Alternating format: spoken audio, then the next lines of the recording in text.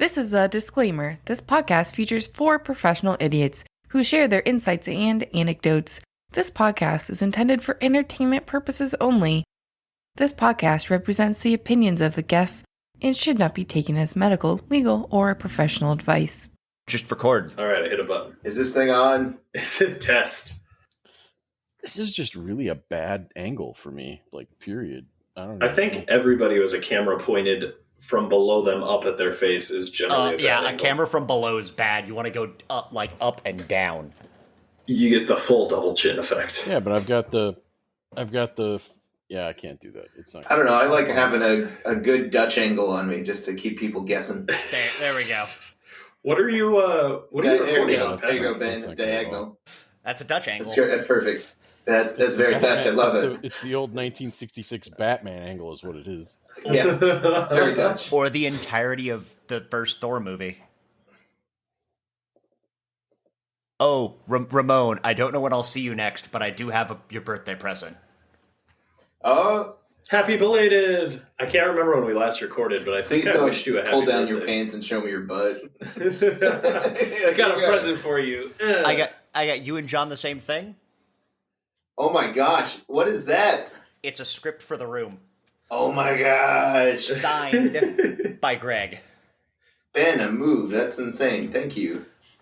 Yeah. That's beautiful. It's what the movie was supposed to be, so Denny's not. Is it even where in Tommy's right, is where Tommy's a vampire? I don't even know. I figured right, if anybody would read it through, you would.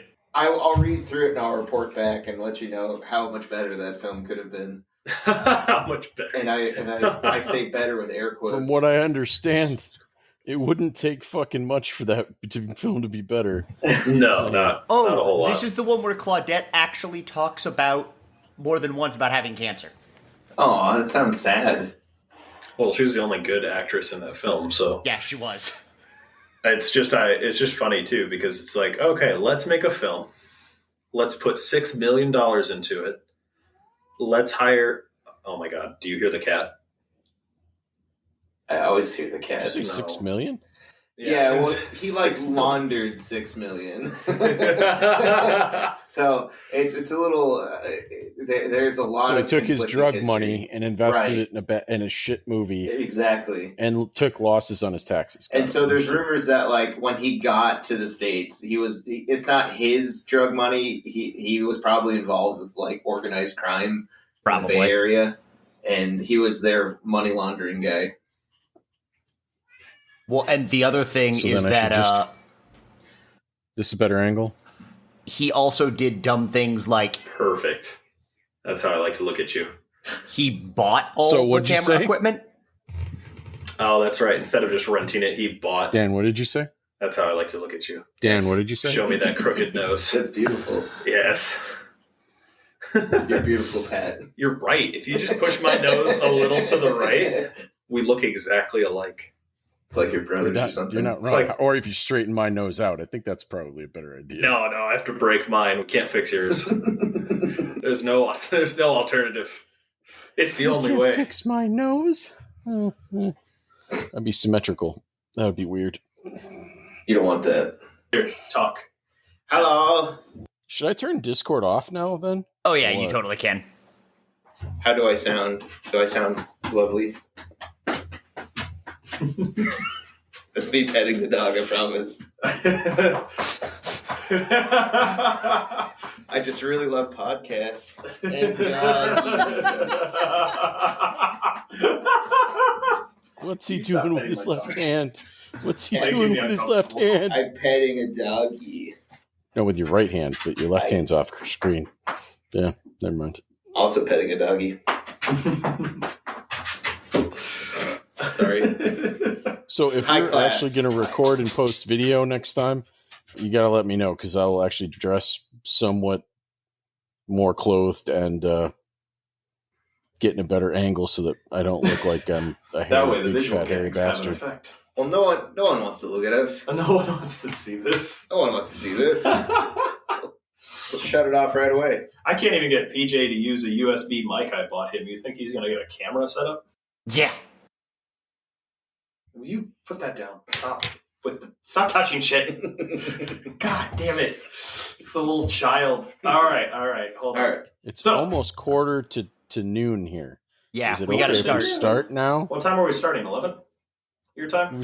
We were going to start 45 fucking minutes ago. Yeah, I wonder whose fault that is. I wonder. If Ramon is involved in the recording, it means it's Ramon's fault. Even if it wasn't. You could have started without me. He showed up on time one time. I did. Ramon showed up on time one time. Birthday boy. It's not my birthday. No. But I was just saying he showed up on time one time. That was the one time. That's why that was special. That we started late. Hey, it was hard to get across town. There's a bunch of white ladies wanting. You left at 5 to fucking 9, asshole. They wanted to jog across the street. How did you expect to get across town in 5 fucking minutes? I know where you live. I'm not too good at math. You know what, guys? It's my fault. I didn't give him a 40-minute window of a lie and just be like, "Hey, we're recording at 8:30. It's be true. here at 8:30." If I had done that, we would have been fine. Tell him an hour early and then just hang out for 20 minutes. Yeah, exactly. Do all the testing that we've been doing. You just have to lie to me. Just lie to Ramon. That's the solution to making things work. He's an old man in a... Well, God, we're almost middle-aged. I don't know. I feel like 40 is... You shut your whore mouth. Oh, okay. I think I just have early onset Alzheimer's. Or early onset dementia. Early onset old. Yeah, my brain's just deteriorating. It just has...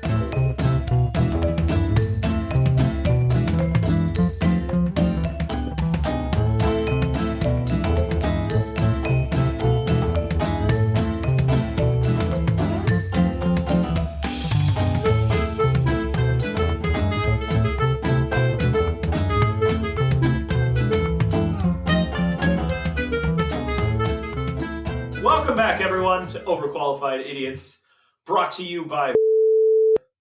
I don't know if I'm supposed to say that. Okay, anyways. Probably not. We're not using a new software. We are. Hopefully we sound better. I think we'll sound better.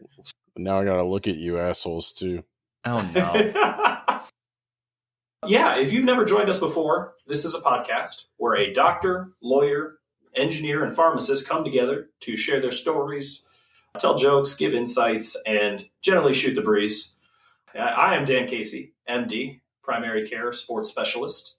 I am joined by my brother, Patrick Casey, JD. What's up? Classic. You're just now that we actually have a video component to this, you're as muted as I thought you'd look. I'm as muted as I sound. I have no expressions. Why would I do that? Why? For the man who monologues for a living, I'm surprised. So, also joining is Ramon PharmD. Hello. I think my voice cracked there. Sorry, I'm coming off a cold. It's because your body's changing, Dan. I'm becoming a man. It's okay. Oh, thanks for being here, man. I'm glad he's actually recording next to me. I don't think we're going to record video this post, but he's right next to me. You can see me. It's also...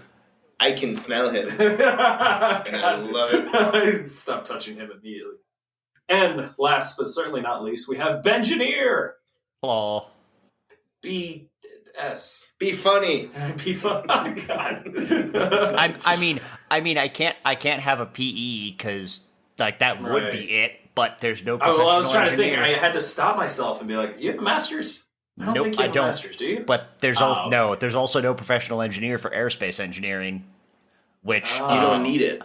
Other engineers can make fun of, but we don't have to take a really dumb exam. So there you go. You should get a master's degree in something really random, just so I can be like the master of underwater basket weaving. Yes. That. Yeah. How about philosophy? That's just as useful. Yeah. My wife is learning how to basket weave, so I get to poke fun at her about that and just be like, "Well, it's not your underwater basket weaving class." But she's actually really good. She made like a real professional looking basket, and I was like, "Oh shit! Okay, you actually got something." Wait, here. Are you surprised that your wife is good at things?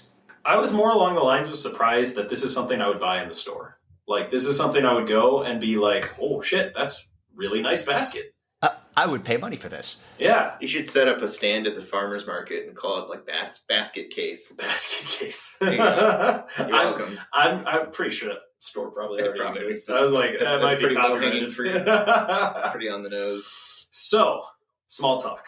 How's everybody doing? Everybody at once go. Not so bad. How are you, Ramon? Shut up, Ben. How are you, Ramon? I'm doing all right. I woke up, had some coffee. Yeah, I bought a big ham for Easter. It was exciting. We do this thing with my family every year. It's myself, my brother, and my 2 nephews. We punch them awake at like 6 a.m. Wait, punch. And then you make rum ham. Because they're kids and they're reluctant. They're like, no, I don't want to get out of bed. And of course, my brother and I insist, no, this is important. This means something. Get out of bed.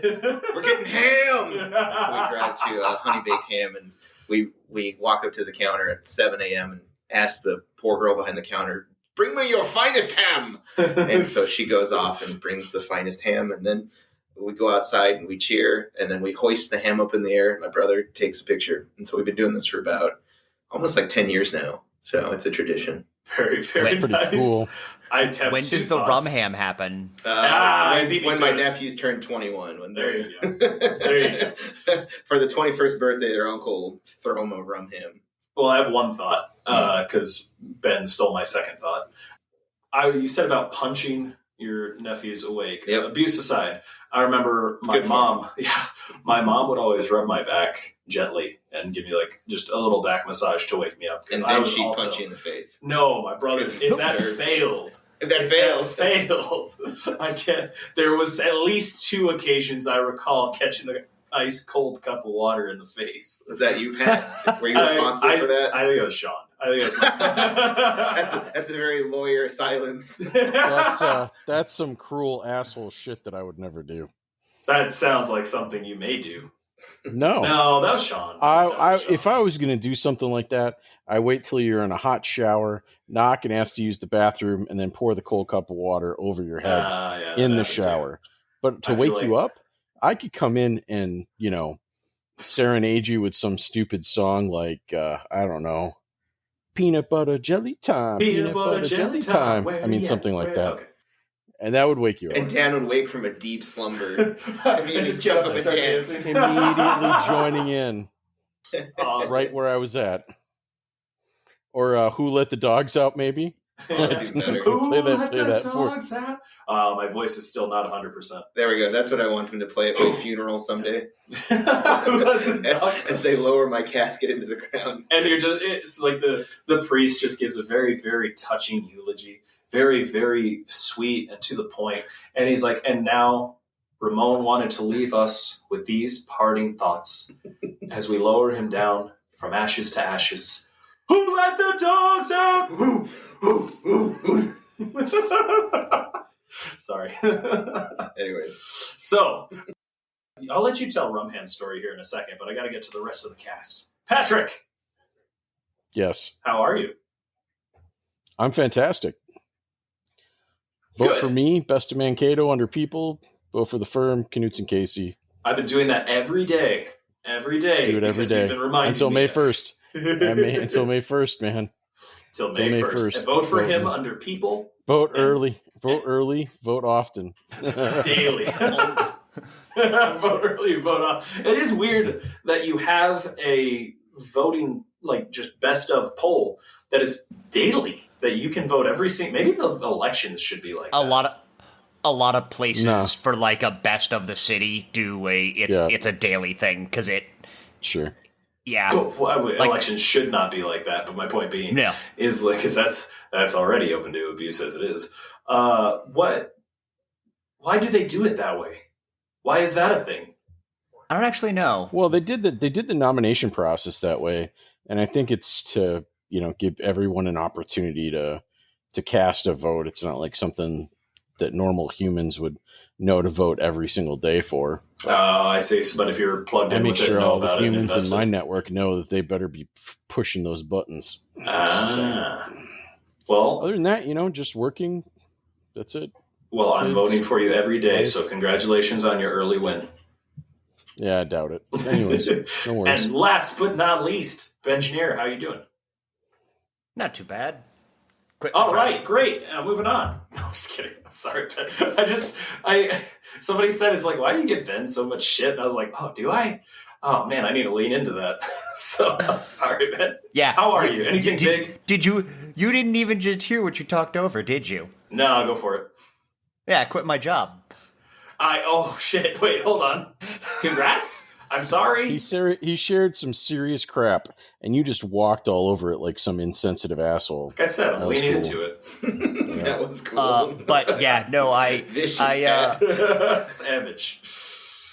No, it was planned. I purposely. Oh, you did. resigned. I knew I was.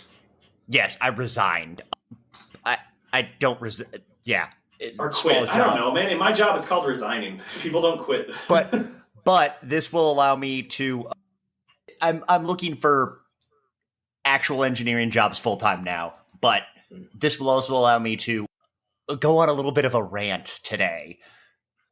Okay. About our topic. So that's sacrifice. Topic. That is sacrifice. The man quits his job so that he can talk about sensitive things from the job he hates. And because I know he hates it because he didn't say he resigned his position, he quit. Fuck enough. Those guys, he quit. Wow. It's a lot of insight and really, really, very empathetic on your part, Pat. Anyways, Ben, that's all cool. Whatever. Move on. So, what a good segue, Ben, to our topic. I figured that this is put the knife down. Put the knife away. You're only like 20 miles away. Put it down. God, I feel like the video would be cool to include. We should prepare for that. Radio bodies. So, I figured I'd give us a chance to vent. I have had some really, really crazy weeks and some really crazy encounters that have stood out in my entirety of practice and entirety of training and education that I just needed to tell someone about. Because it just doesn't, I don't know, I don't understand. And I need you three to help me wrap my head around something. So I have chosen as a topic, clients or patients from hell. I feel like we're just kind of picking subreddits that are just like well-known things and be like, aha, this is what people like to talk about. And I figured it would give us each a chance to vent, or at least just tell some ridiculous or crazy stories and share with the world our gripes, I don't know, I feel like we complain a lot on this show. It's probably par for the course. So I could kick it off. I have one that happened in December. So a couple months ago, I was just doing my thing. I had to stop and put on my primary care hat on because this patient came in. She had wrist pain. It was a sprain. It was very, very straightforward. Very, very easy. Took 5 minutes. Within the first minute of her talking, I knew what happened. But what bothered me was she came in with a blood pressure of 210 over 120. For those of you who don't know, a normal blood pressure is about 120 over 70, 120 over 80. The top number is when your heart beats, and that's the blood pressure your blood vessels are seeing from the beat. And when your heart relaxes in between beats, that's the pressure that is basically going through the blood vessels as the heart rests. So that's a normal number. To give you some context, high blood pressure is like 140 over 90. So it's a pretty well-regulated number because you really don't want to blow the pipes in your brain. That would be a stroke or an aneurysm. That kills people. That are you Charlie the Unicorn? That kills people, Dan. Oh. I don't remember the line. Anyways, this woman comes in and she says, I'm like, whoa, I'm really worried about you. That's a blood pressure I send people to the ER for. And she goes, oh, that's fine. That's what my blood pressure is all the time. Excuse me? It's like, yeah. If I go to doctors... Are you dead in front of me right now? Clearly not. She has a blood pressure. So she tells me, oh yeah, it took me 6 months to get in with a primary care doctor a few weeks ago.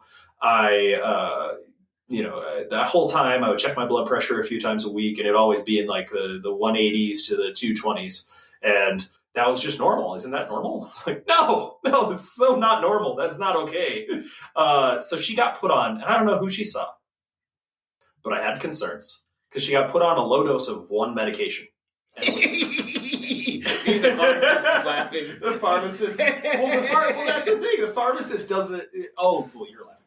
The pharmacist that I'm sure filled that script doesn't know her blood pressure is 200 if over I 120. did, I'd be so worried. Yeah. Because once you get to that point, one agent's not going to do it. That's when you start throwing multiple medications at it. And doing like a full workup to figure out what is going on. Maybe they're putting their malpractice insurance to the test. Yeah, man. The one thing I've learned is very hard to. You basically have to be negligent. So if you do something in the correct direction, even if it's not enough, it seems like people don't get in trouble. So yeah, this patient, and here's the thing. This is where I was really worried. The patient was scheduled for follow-up 3 months later. If I start or change a blood pressure medication, I'm usually seeing the patient back within like a couple, 3 weeks, something 2, 3, 4 weeks just to check on them and make sure their number and tell them like, hey, there's a journal. Jot down what your blood pressures are, check them once a day, check them at different times, and just see how you're responding. And so this patient has been taking the medicine. She still checking her blood pressure. It's pretty consistent, 200 over 100, 200 over 110. That's just normal. And I'm like, okay, are you having any... Wow. Yeah. Are you having any symptoms right now? I don't like my blood pressure to be at 150 or over while I work out vigorously. Yeah. It's not normal. So she's been doing what she's told. She's actually been a good patient. But I asked her, I'm like, okay, do you have any symptoms? Because I would normally send you to the ER and just go, oh, no, I can't do that. I'm getting on a plane tomorrow. I'm going to, family for Christmas. I've got to go visit family for Christmas, week. It was literally like my second to last day before Christmas vacation. So I get that. She's asymptomatic. She has a really high blood pressure. I try to talk her into going to the ER. She doesn't want to go. So I say, okay, here is the thing. You need to schedule an appointment. Or no, she wasn't flying like the next day. It was like 2-3 days later. And she wasn't seeing her primary at that time for like 2-3 months. So I got her an appointment with one of our primary care doctors in my office the next day. That was my bargaining chip. I was like, you need to be seen now for this. This isn't a wait on it. You're going to stroke out tonight. They call the blood pressure the silent killer, man. Man. Well, here's the thing. Apparently it wasn't so silent. They call it the silent killer because you don't feel your blood pressure until you do. So I asked her, I'm like, are you having any headaches, any vision changes, any chest pain, any palpitations, any shortness of breath? I go down the list. And she's like, oh, no, not right now. Sorry. When do those things happen? She was like, all the time. I have a headache almost daily. My vision's a little spotty sometimes. Sometimes I feel like I can feel my heart racing. I'm like, okay. But you won't go to the ER. She's like, nope, absolutely not. Can't do it. 100%. Not happening. Okay. So I pulled some strings. I called in multiple favors because primary care docs send me a lot of their patients. They owe me some favors. And I get her an appointment the next day. She goes home. She goes blind. She goes to the ER because she went temporarily blind. The ER says, we need to admit you to the hospital. We need to do a workup. You are not okay. You're very, very sick, and we don't know why. And we have to get your blood pressure under control. She says, no. She's got to get on a plane in 2 days. She can't ruin Christmas. She's got to go to wherever on the East Coast and visit family for Christmas. She went blind. She had all the symptoms that she had already previously described, and her vision was gone. Like, I don't know what it would take for me to, have a sign from God to do something about something. But I'd assume losing my vision would be one. Yeah. Can y'all help me wrap my head around this? Well, it depends on what kind of ham her family serves. I suppose. She had way too much what kind of food we're talking. What do we got? We got some nice mac and cheese. We got some potato salad. Fill me in. They had a rum ham, but they used hand sanitizer for their rum. Yeah, bad choice. Poor choice. Yeah, I'd probably wait it out in the hospital. Yeah, no. You guys tell me, am I drinking crazy juice? People are dumb. People are very dumb. Tell me wrong. Or they just have different priorities. I mean, she was willing to give up her vision for the magic of Christmas. I guess. I get that. And correct me if I'm wrong, but doesn't going on an airplane, doesn't that, if you have high blood pressure, aren't those two very bad interactions together to begin with? So when you go on really, really high, so the big thing is intracranial pressure. So if you go to really, really high altitudes, you technically can increase intracranial pressure. That's why people because there's less your brain masses. Lower pressurized altitude. Oh yeah, that's good. So no, that's like that wasn't a good choice for her anyways with that high blood pressure. No, it's a terrible choice. People have to list certain medical conditions, or at least should, in order to fly at certain heights. Otherwise, they have to like let the pilots know so they can fly at a different altitude. But basically, because that's one of the things. Like we've had patients who've had medical emergencies, like in the air, and one of the things they do as part of their protocol, if they don't land immediately, is they just lower the descent. They lower the altitude and fly at a lower cruising. Oh, that makes more sense. I thought they were just trying to scare the person from coding. Like, I will crash this plane if you do not get better. Okay, if you don't get your blood pressure lower, I'm going to scare the shit out of you. That'll work. Okay, I'll stop my heart attack. Just don't crash this plane. See, it worked. Great. God. Anyways. Oh, hey, somebody also shit my pants. So who shit my pants? So, I don't know. Yeah, Pat? Dan, to answer your question, I had the same conversation this week in a different context, in that there's this missing dad and son, and the last person to see him alive is the ex-girlfriend who's the mother of the child, and we all just assume that she did it. And Damn. Got rid of both of them. And, you know, the question was, why do people do that? And I said, you know, holding other people to the same standard that you hold yourself to, like having common sense, above average intelligence, you know, those things, it's just a mistake because people don't all have it. I don't. I don't. Shut up, promote. Even as dumb as we are, holding people to the level that we're at, it's just a mistake. So that's why. Man. This is one of those. Nope. It was irrational, completely irrational. Yeah. She's gonna die. She's not just gonna lose her sight. I haven't followed up on that patient. I need to find out how she's doing. That's kind of scary. And she's just more concerned about being at Christmas. It's just people don't want to accept the reality sometimes. So that, I mean, granted, that wasn't like a mean patient or a rude patient. The mean and rude patients are easy to deal with because it's just like, all right, here's your options. Go, figure it out. Make your choice. But that lady was nice. You cared. But that lady was, she was a normal person. She was nice. She had understanding. She did the whole like, oh, I know you're probably right, but I don't know. I don't know if I can. I don't know. And so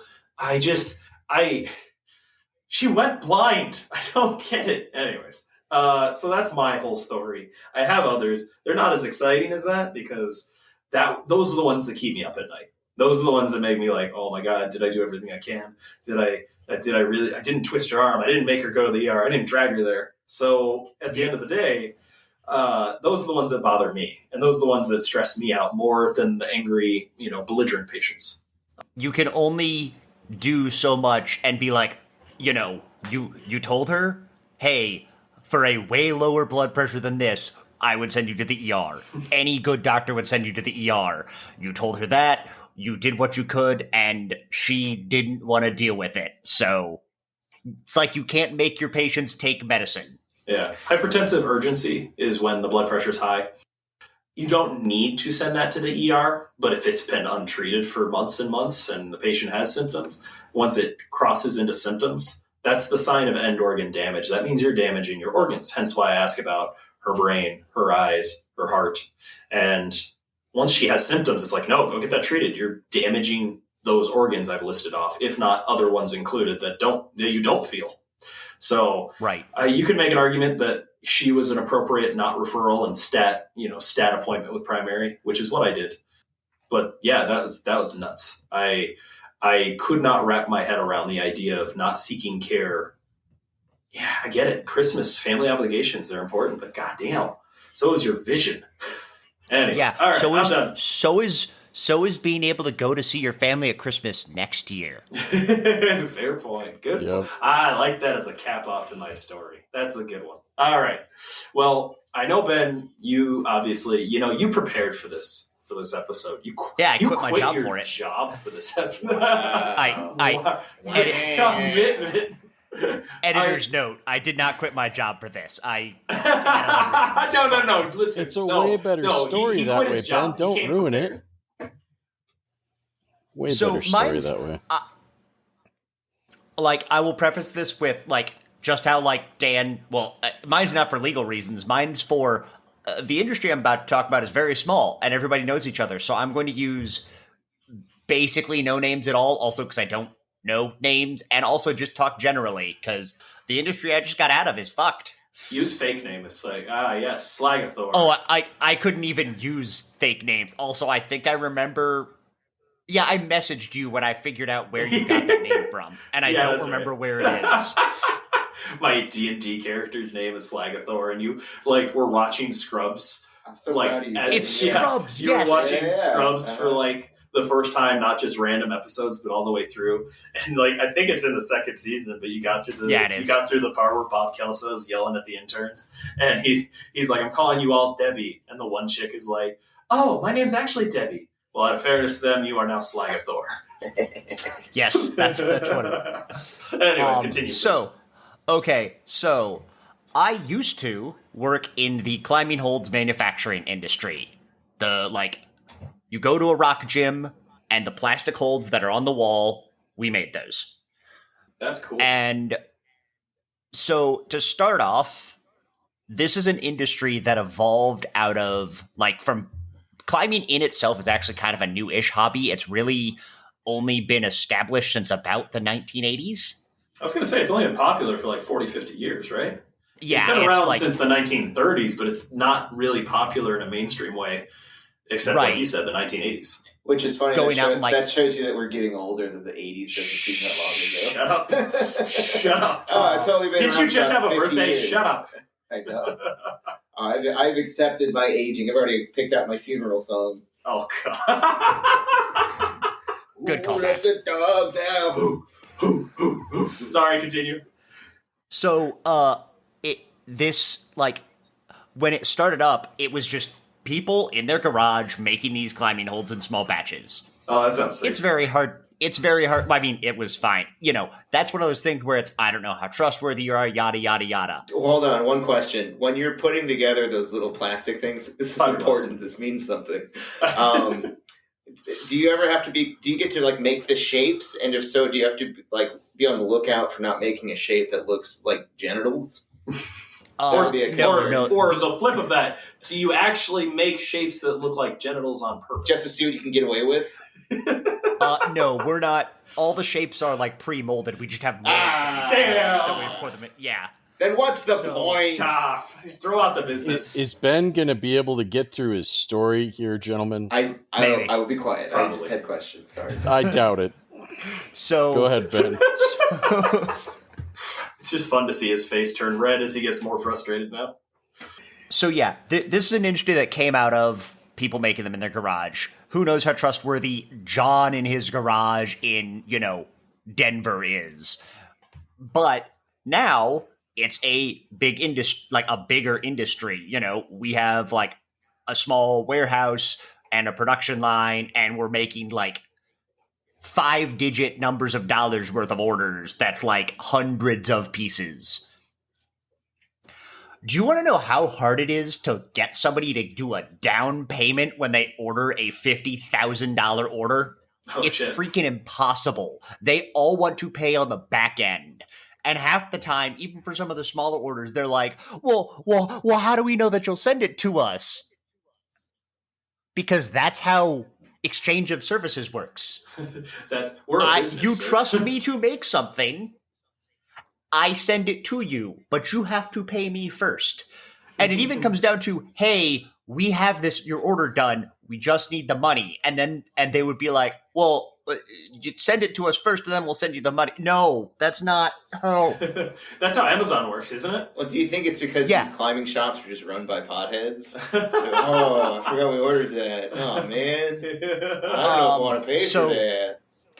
So, yeah, it shit like that would happen. And it happened with big orders. And the materials up front, margins aren't massive on this. So, if it's a big order, having the money up front to get the materials to make your order, kind of helpful. I was going to say, it's kind of like a necessity, I'm sure, depending on the size. Yeah, that's like pulling teeth. And the only other little rant I have is sponsorships.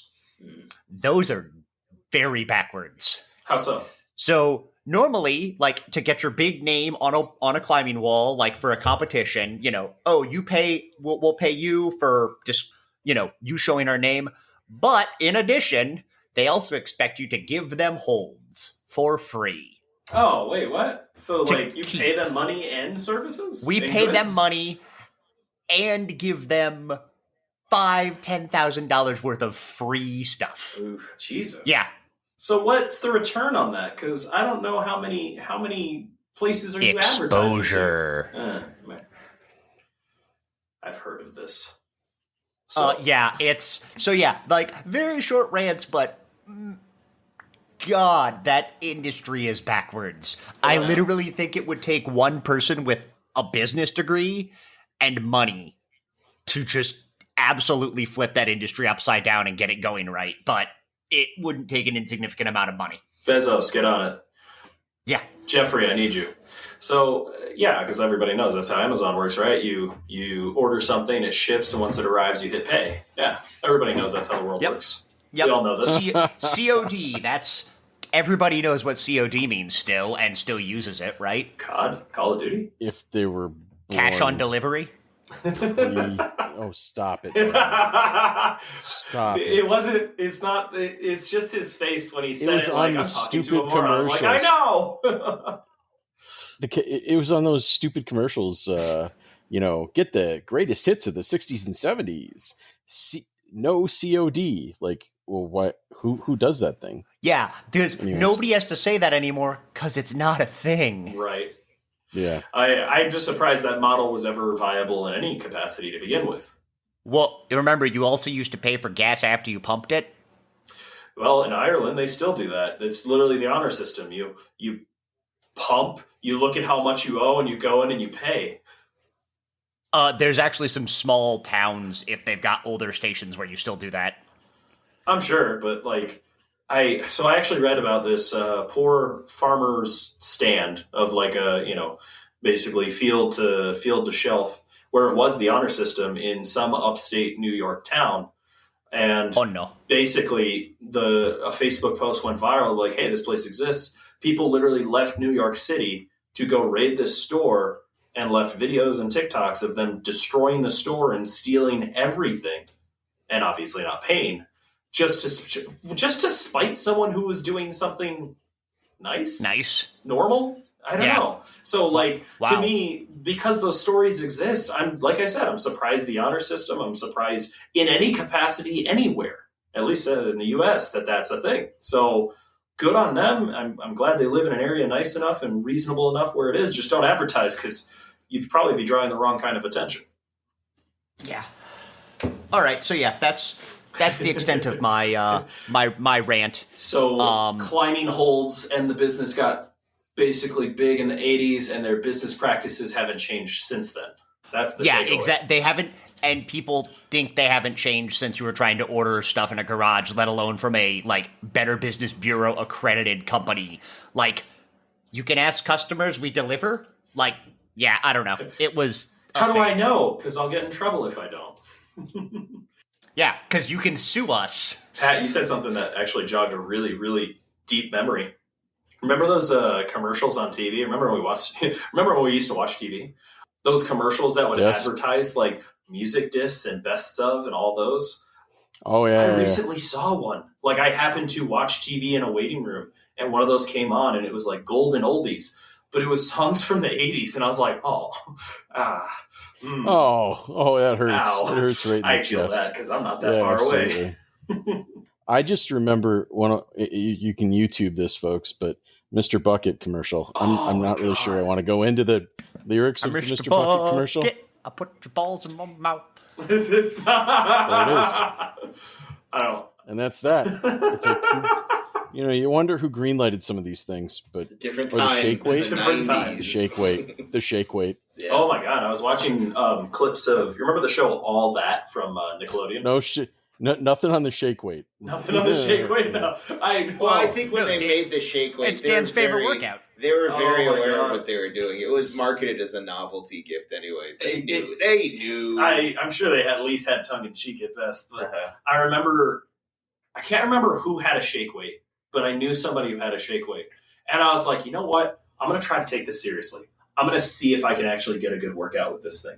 And I remember using it, and I was trying to work out my triceps. You got one in college. I did not. I did not. We did. I did not. I'm pretty sure Alberto. Oh my god! Shake weight at some point. That's what it was. I just remember using it. And I was doing like a tricep exercise. Yeah, we made fun of you for like a whole afternoon. But the thing was, I saw myself in like a mirror, and I just caught a glimpse of myself, and I was like, "Oh man, what am I training for here?" And I was like, "No, put that weight down. We're done here." It's a shame, Dan, that you gave up on your dreams. You could have been a contender. A contender at given old fashions. Anyway. There you go. Fuck. Sorry. I'd sidetracked. I could have gone pro. Could have gone pro. All right.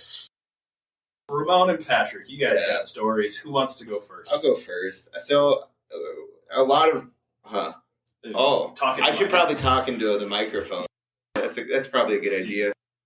But no, and I have a lot of stuff from my retail days, but the one that sticks out to me... At the Smart Store? At the Smart Store, at S-Mart, yeah. S-Mart pharmacies. And the thing is, though, like, I try not to dwell on it too much, and I know a lot of times people are just kind of nasty because they're not feeling well, or going to S-Mart is just one of the many pain-in-the-ass errands they have to do all day or every day. And if something goes awry, it's a big inconvenience, and I get that. But this story comes from the last parts of my tenure with S-Mart, the last couple of months, and it was getting down to the point where my manager had quit the store for health reasons.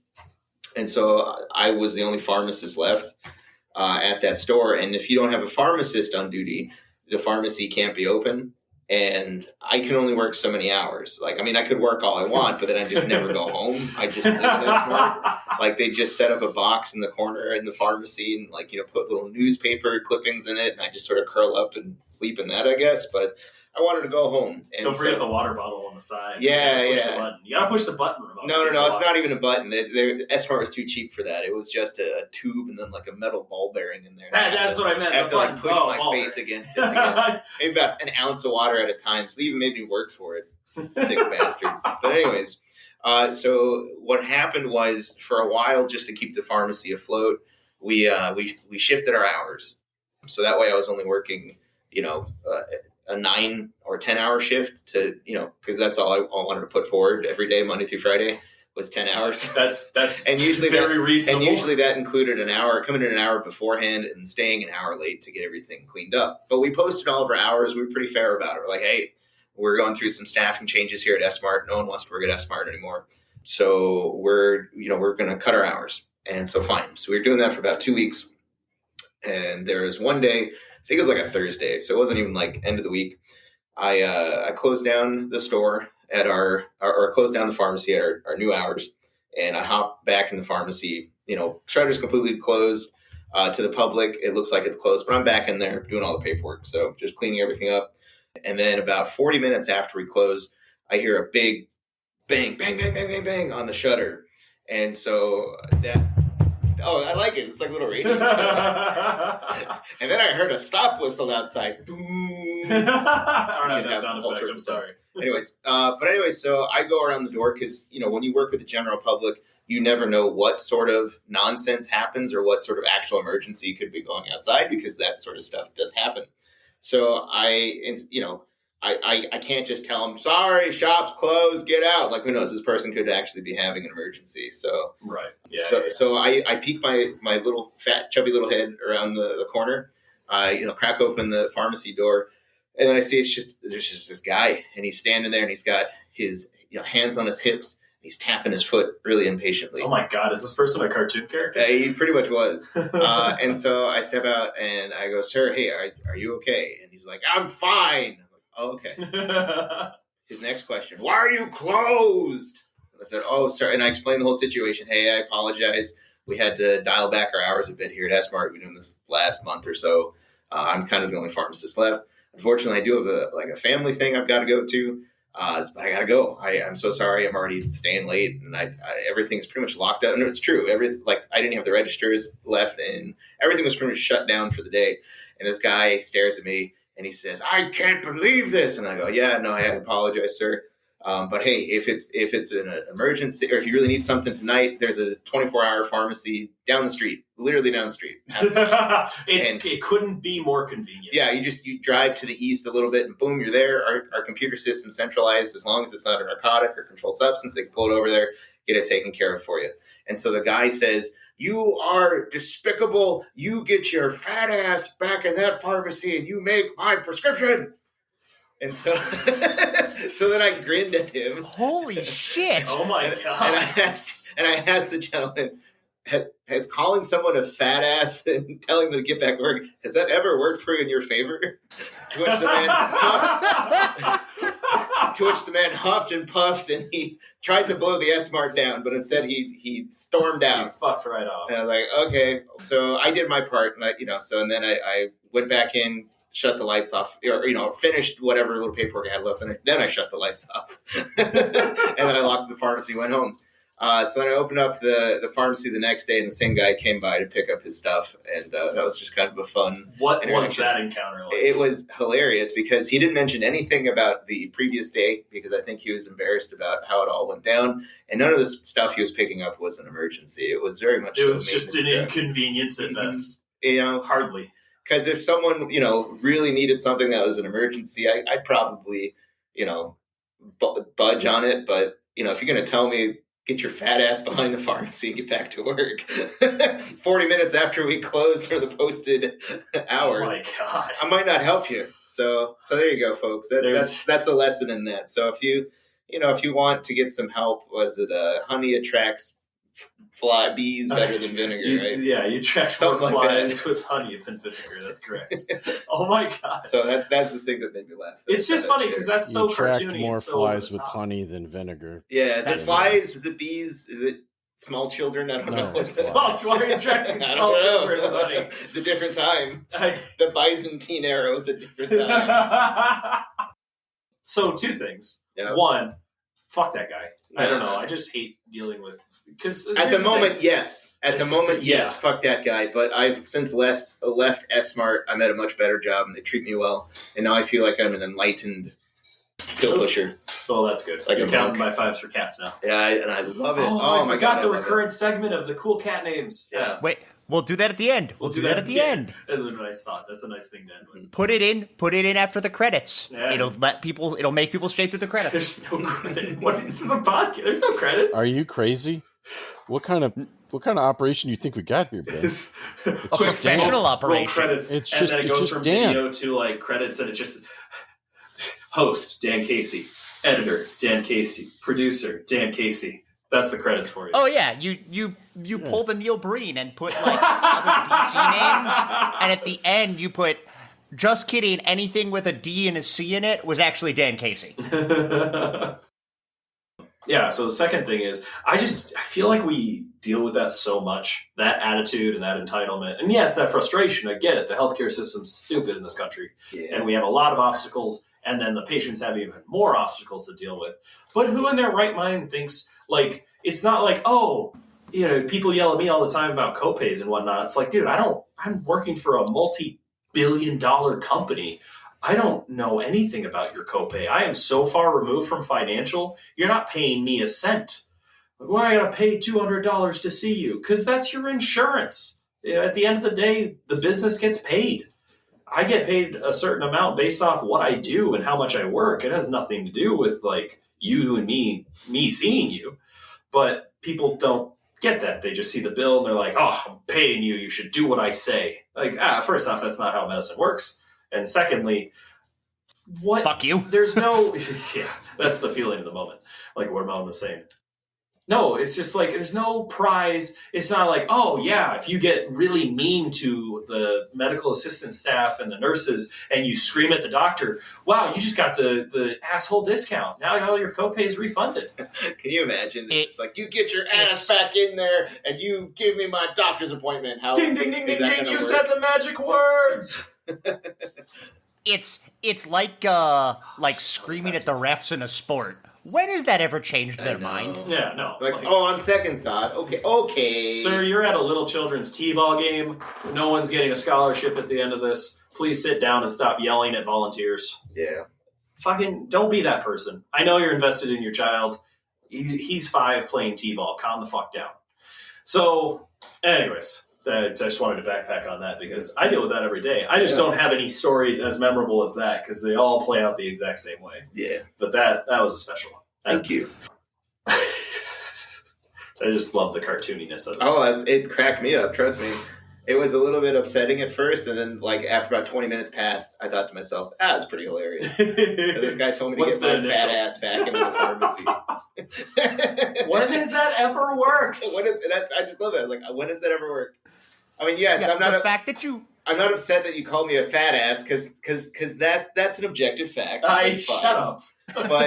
But you were just so angry. What did you expect me to say? Okay. Oh, and he said the magic words. Ding, ding, ding, ding. He said it. Yeah. Okay. Here we go. Yeah. Thank you. All right. Turn it on. I don't know. That guy's probably. Oh no. I don't know how to stop it.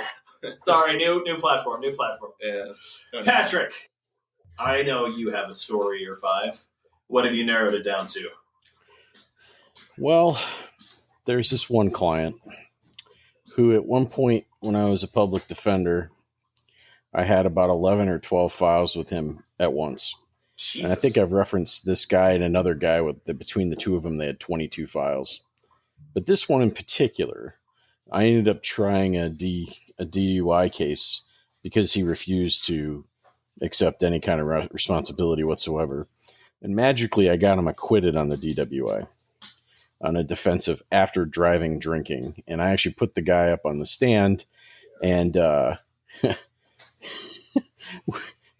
cop approached him and he testifies on the stand talking about the cop and the cop asked him, so you've been drinking? And the client says, yeah. I said to him, you want the pink star or the blue star as a reward for him identifying the fact that my client had been drinking? Anyways, they acquitted him. He testified that way. Damn.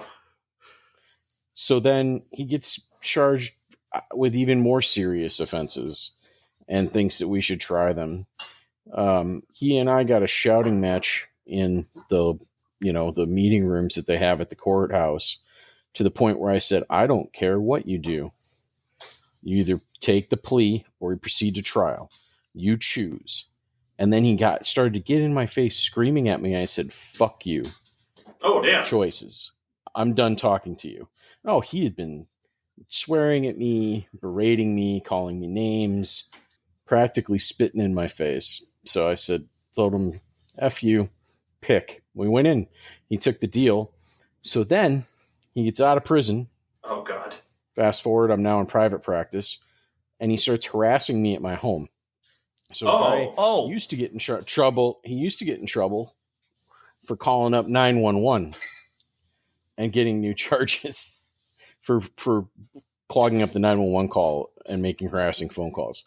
Then he graduated to harassing his mom and dad, which was the case that he pled to. And then he graduated to calling his ex public defender who wouldn't take his case, saying that I ruined his fucking life. Okay. At your home. Yeah, at my home. This was in 2012, I think. So let's fast forward another 10, 11 years. Oh, God, now. I get a letter from this guy, begging me to take his case on. And then I get a phone call, a completely random phone call from dude, following up with the letter. And I go, oh, it's from him, huh? So I pick up the phone. And I said, hey. And he goes, and he just starts going in about how great I am and sees my billboards everywhere and really needs my help. And I go, stop right there. You called me and harassed me on the phone 10 years ago saying I ruined your life. If I was the only attorney on the planet, I wouldn't represent you. And I hung up on him. Oh, damn. The guy is just a horrible human being. harassed, threatened to kill his own parents, screaming at me, double birding the judge in open court. What is that? At a Double sentencing. bird. Got it. I think like personality disorder. I was going. I'll demonstrate he has antisocial. to the judge. Yeah, I had to think about it. That's antisocial. That's not borderline or anything. That's just straight up the diagnosis of you're not allowed to be around humans. Wow. Yeah. So he's back in prison again, and I sent a text on that case that he was apparently calling me to try to get me to represent him because the prosecutor and the judge were railroading him. I found out from that prosecutor that he convicted him at trial and he's going to prison again. And of course, my response to the prosecutor was, good work. Congratulations. So there are some people that actually deserve to be where they're at. Well, yeah. He is definitely one of them. All right. This was all a competition, Patrick. You win. You won. Yeah. I know. That's just like the tip of the iceberg of bad clients. I mean, I was a public defender. Yeah. Thumbs up. I love that there's different applause. I know. I was just thinking, that's not the competition you want to win, but damn, I think you took the cake on that. Holy cow.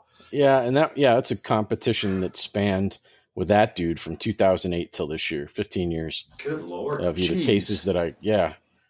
So, I mean, listeners, the guy should definitely be in prison. The people you run into in the world who are just unreasonable, angry, defiant, just horrible people, just know that these people go to the doctor. They go to the pharmacy. They go and probably need legal counsel. They end up in trouble and need a lawyer. Yeah. And some of them probably rock climb or buy from rock climbers. And here's the most important part that you guys don't think about and that I have to remind people of. So as a public defender, we talk to our clients, especially when they're in custody, about 17, 18 times a day. Because they have nothing better to do than call their lawyer and complain and ask the same 17 questions. But the people that have to deal with them every day that they're in custody are the jailers, the bailiffs, the folks in the prisons. Those are the true heroes because they deal with the worst of the worst all the time. When as an attorney or a judge, we only deal with them a fraction of the time. So shout out to those folks. Sorry, I figured I'd give an actual clap to that as opposed to the... Oh, and the nurses, too, because the nurses are the ones that actually deal with the patients, not the doctors. That's true. Anyways. Yeah, no, shout out to all our nursing staff. Arguably speaking, I would say they work harder than we do. I'm just a brain. I'm a brain that puts in orders, but between medical assistants, between nursing staff, between, all the people who administer care, if it's not a major procedure, they're the ones in the field. They're the ones dealing with the belligerent, combative patient. Yep. That's why I never hesitated when I had one of my, not just one of my veteran nurses, any of my nurses calling, asking for restraints. I was like, what'd he do? They're like, yeah, he tried to swing on me. All right, he gets mittens. He gets mittens and a B-52. He gets mittens. That's cute that you guys call them mittens. It's soft restraints is the term. I know. I love that so much better. I wish you could put that in the chart. And then we had to give this patient mittens. Just imagine that getting read off in the court case, just like, mittens. Can you explain this? Oh, that's soft restraints. Oh, God. Why didn't you call it soft restraints? Because mittens sounds nicer. Just look, man, we're doing this 40 to 80 hours a week, depending on the week, and we got to keep it light, Judge. Yeah. Oh, pause really quick. I got to let blossom out. 2 seconds. Mark. Who's Mark? We can mark the clip so that he can see, it makes a mark. Okay. Well, you really just got that all serious there with Ramon because Ramon was just fucking with you. Yeah, I know. You run into that wall all the time. And then Ben goes, Dick. Yeah. And I go, who's Dick? But I figure, I got a little serious. I hate ending on serious notes because, yes, there's always assholes out there. That's the point of this episode and that subreddit is there's always going to be assholes. Mm. So to end on a funnier and happier note, we have the reoccurring segment we all know and love. Ramon's Cat Name Hour. Or, well, not hour. Yay! Yay! Okay, so this week's name's the best name for dog. I'll do cat first because I think the dog is more of a thinker. So the cat that came through that really won my heart over as far as name was a female cat, and her name was Booty Call. What a cute name to call your cat. Come here, Booty Call. I also just wonder if maybe it was like a cat breeder. They called her cat Booty Call. Oh my god, that's amazing. That was cute. And then for dogs, this is the thinker. This one we had to talk amongst ourselves and the staff. The dog's name was 2%. 2%. So which makes you wonder. My theory was that the dog maybe was like a white dog with maybe some like black spots, so it might be like 2% milk. That's where I was going with 2%. But some of my coworkers are like, well, what if this dog is really dumb and they only have like 2% of their brain power? 2%. I like the idea of the milk, the 2% milk. It's got to be a really white dog with like one spot of like brown or black on him or something like that. Yeah, but I thought it was a nice was it Dvorak? Czech or Dvorak, a composer. What's the guy with the blots? Oh my god, that's Rorschach. Rorschach. Dvorak. What? Dvorak. I was trying to think. I was racking my brain to be like, what are you talking about? There you go. That would be a classical composer, Ramon. Right. Dvorak. Yeah, well, it's Dvorak's test. Dvorak's test. He would get up to the podium and go 2%. You just look at your cat and you're like, why do I? You finally see that dog and you're like, why are my parents fighting on that dog? You're just brain. It just goes straight from the brain to the lips, doesn't it? There's no absolutely. There's no filter. God, no. There's not enough processing power in there. Got it. And that's why Pats are straight, man. Yep. Can't count by 5. I've only got 8 bits in this brain. 8 bits. I'm an 8-bit machine. I'm a N64. 8-bit machine in a 64-bit world. Yep. Too many bits. Oh god, I wanted to tell the Rumham story, but we'll save that. So. That being said, I don't know if anybody had any last minute, like, oh yeah, this story, but now is the time because we got to wrap up. Nope. All right. Well, that's it for this episode. Thank you, listeners, for tuning in. We appreciate your time. Appreciate you guys being here, helping me do this. This has been a lot of fun. We will come out with new episodes every Sunday, and we are on all major podcast platforms. So like, subscribe, follow, download the episodes to share your support. If you want to know, if you want to basically reach out and let us know topics you want to hear about, we are now starting a new subreddit. And this is, I'm going to make an announcement of this at the beginning of the season because obviously this is coming out much later. But we'll have a subreddit where you can pose questions, talk about topics you want to, basically vote on what episode you like, suggest topics we can cover or give insights or stories. So check us out there. Check us out on all other basically major social media platforms. And take care. Goodbye. Fucking shut up. Oh, fuck. He really did just fuck off, didn't he? Oh, he's busy. He's a man. Did his finish uploading? I hope so. Well, it uploads up to the time, so we should be fine. And that's it. Poor Patty's pissed. Sorry, man. Why is he pissed? Oh, because I was so late. Oh, it's fine. Or is he just always like that? That's just how he is. I love him, but he's like the antithesis to me. Yeah. Or he's like how I used to be. Maybe. I don't know. I don't know. I was uptight. Man, you got kids now? Are those your kids? I thought I heard children in the background. That's downstairs, dude. Oh, is that your cat? That's my kid or cats. Oh, is Roro here? I didn't see him this morning. Nicole came back with him, yeah. Oh, I thought, Ben, maybe you had some kids now. Ben, whose kids did you steal? You lured them in with honey or vinegar? Yeah.